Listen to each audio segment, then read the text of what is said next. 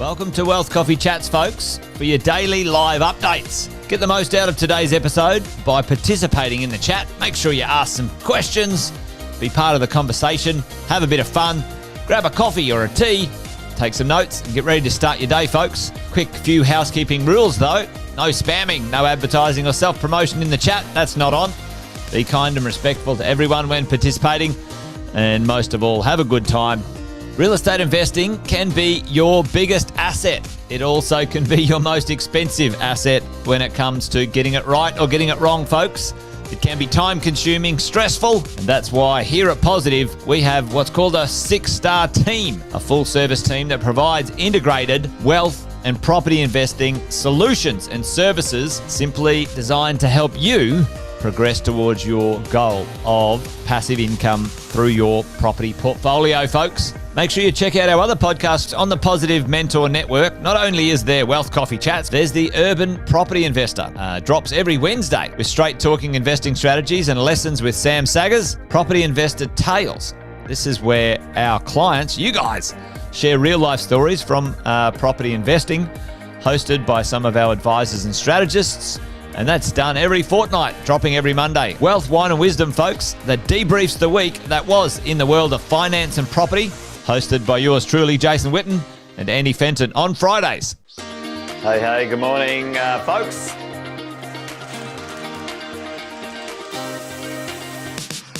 Good morning, everybody. Welcome to another Wealth Coffee Chat. Hope you're well, folks, wherever you are. There it is, team. Morning. Morning, wherever you're tuning in from today. Early bird gets the worm, they say. Here at Positive, we offer a 6-star team. It's a team that help you at every stage of your wealth creation journey.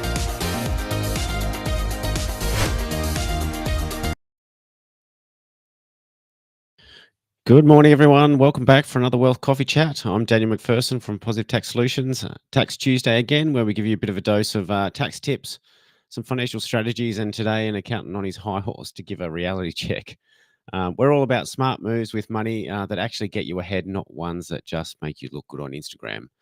But first up, before we get started, just a reminder about the Property Summit on the Gold Coast, 13th to 15th of June, for anyone that's interested. We'll be looking at understanding the Australian property market and strategies for lifelong wealth through investment.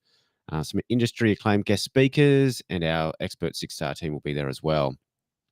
So there's some great network opportunities with experts and like-minded people. So make sure you reserve your ticket. We're going to drop a link in the chat there. It's going to be educational and inspirational, and we do have video for that at the moment.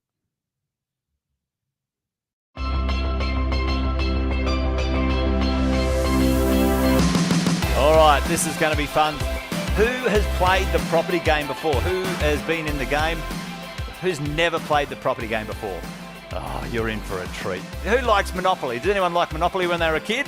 Well, this is Monopoly in real life in this room. Every hour or so, you guys are going to be up and you're going to be running around the room like maniacs trying to play the property game and win the property game. Today, I wanted to share the lessons, the mistakes, and the wins. I want everybody to put up their hands who knows their interest rates on all their loans right now. If you haven't seen me around before, like 13 years in the industry, in property management specifically. Who likes paying tax? If you need help finding somewhere to donate, I'm sure I can find somewhere else where it can go. We've got an expression in that, let's go and make new mistakes in the world. Who wants to make new mistakes? These are just strategic moves that can make such a big difference. So obviously buy well, never sell. Definitely the majority of what everyone's looking to do is collect some A-grade assets, B-grade assets, whatever it might be. I loved the idea of being a property investor and developing that identity. Collectively, they have way more years experience in everything that you think you're trying to solve. Because they do it every single day.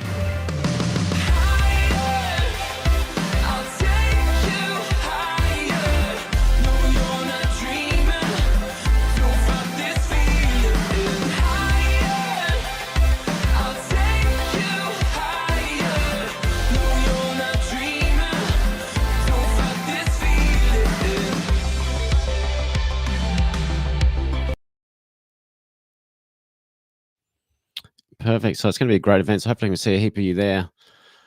All right. So for today's episode, it's a bit of a timely one. It's going to ruffle some receipts.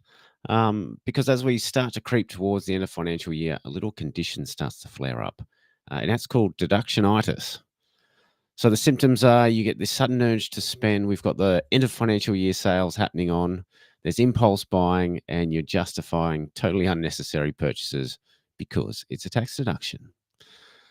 People suddenly start buying things they absolutely would not any other time of the year purely because it's deductible. So today we're going to unpack this end of financial year phenomenon, why you need to watch out for it, and what you should be actually doing to reduce your tax without blowing your cash. All right, so let's dive in and let's kick off with a simple truth that most people forget. A tax deduction is not free money. So let's say your marginal tax rate is 30%. You buy something for $10,000 that's tax deductible.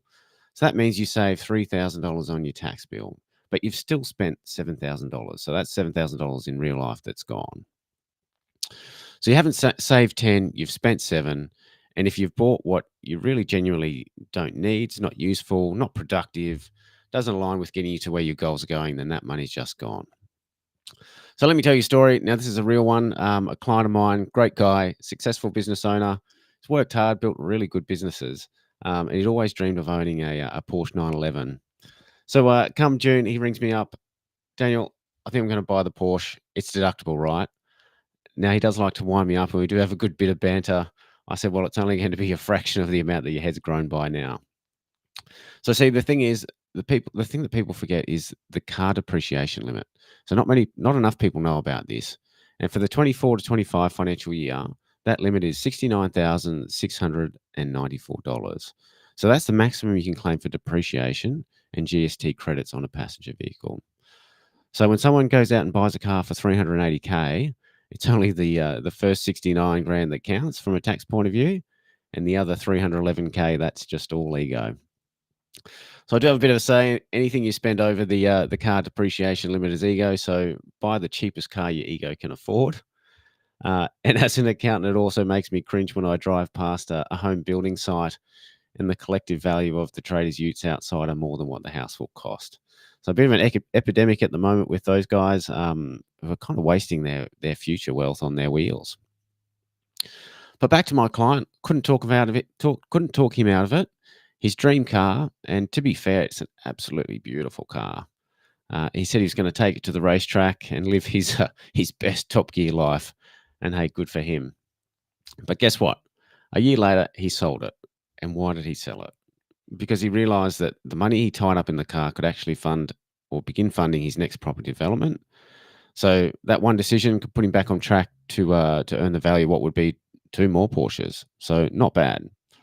And he also realized he didn't want to drive it anywhere in case someone scratched it.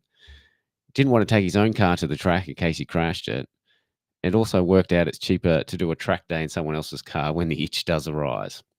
So here's the takeaway. It's okay to buy nice things if you can afford, but don't pretend they're an investment just because they're deductible. All right, so moving on to some other classic end of financial year traps. And let's talk tech. So you know what it is. Your laptop's working fine, but it's not new. It works. You've got a screen, a mouse, and maybe the second monitor.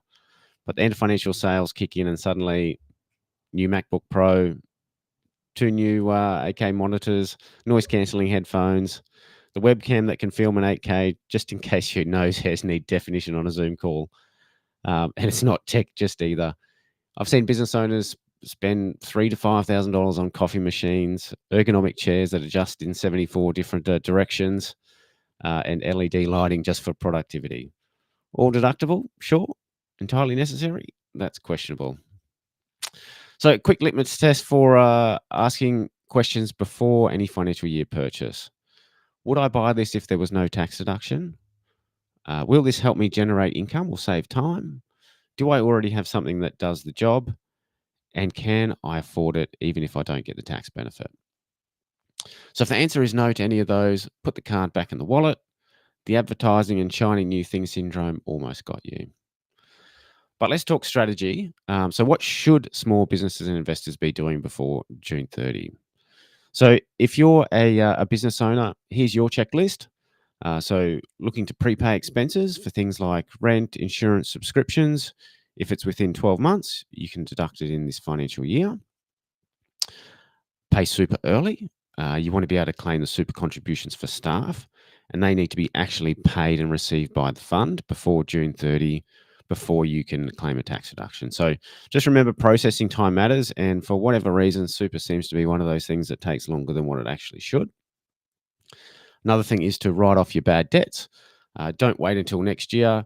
If someone's not paying and it's not recoverable, write it off now and claim the deduction. For those who have stock and inventory, we want to review it. Write off obsolete and damaged inventory. We can also scrap any old assets. You've got outdated gear lying around, get it off the books, and also get your asset purchases in before and the asset received before June 30. But obviously only if you genuinely need it and it's going to make a difference. Now, for those property investors, we want to make sure we've got our depreciation schedule for the end of financial year. I've seen too many people miss out on massive deductions that they could have claimed over a 10-year property life that they've not had. We can possibly prepay some interest on fixed loans. Some lenders will allow you to bring forward the 12 months of interest and claim the deduction now. So that's something worth looking at. And also bringing forward and doing repairs and maintenance before 30 June if you're planning to do them anyway. And if you do have vacant land or you've got renovations in progress, just make sure that you understand what's deductible and what isn't under the rules. So that's something that can trip you up, thinking that something's deductible and it actually might not be. Now, bonus tip for some of those in business and also investors, I guess, is not accidentally pushing yourself into a high tax bracket. So manage the timing of these expenses. And it's why end of financial year planning should never be a solo sport. So talk to your accountant before you make any moves or spend the money on the expenses. And also quickly to touch on compliance, because the ATO is watching. They've got a heap more funding for the next few years, almost $1 billion over the next 4. And the things that they're cracking down on this year are incorrect motor vehicle claims, so especially private use of business cars, working from home claims as well. They want actual proper logs and evidence of you working from home. There's GST on motor vehicles, so if you're claiming GST on the full value of your luxury car, you can expect a letter in the mail. And also asset write-offs. So things being written off for assets that clearly aren't related to earning your income. So end of financial year, it's a time to be strategic in your decision making. And I guess then along with that, something that no one talks about enough is cash flow is more important than tax savings. So if you're spending your cash on your business that your business doesn't have just to save a bit of tax, you could be putting yourself in a tight spot come July. Now, I spoke about cash flow last week, so make sure you jump on and have a listen to that one. But we don't want to get to the end of financial year. We can't fund our payroll. We don't have the money to invest. We're stressed at night where the money's going to come from. So we want to play the long game. Okay, so to wrap up, if a deduction doesn't make sense or we're just after a purchase, we need to make sure that it's a good purchase, not a bad one. Anything you spend over the car depreciation limit is your ego talking. So buy the cheapest car your ego can handle. End of financial year is not the time to panic buy. It's the time to plan, get advice, and make sure you move with intention. And if you're not sure what to do, don't wing it. Make sure you get in touch with us. Book a meeting with your accountant and advisor. Get a plan in place before 30th of June. Perfect. Thanks, everyone. That's another Wealth Coffee Chat. If you want to have a real end of financial year strategy, one that builds wealth, make sure you do get in touch. Like I said, we'll have a link at the bottom there. And until next time, stay smart, stay strategic, and remember, there's no wealth in wasting. Have a great day, everyone. Thanks for watching another episode of Wealth Coffee Chat, folks. Make sure you like, subscribe, and turn on your notifications so you never miss a thing when we go live. Improve your portfolio and investing game, folks, with Wealth Coffee Chats live every morning at 8:10 each weekday. Make sure you join us. Previous episodes are also available wherever you get your podcasts, folks, as well as our other podcasts from the 6-Star team here at positivementor.com.au.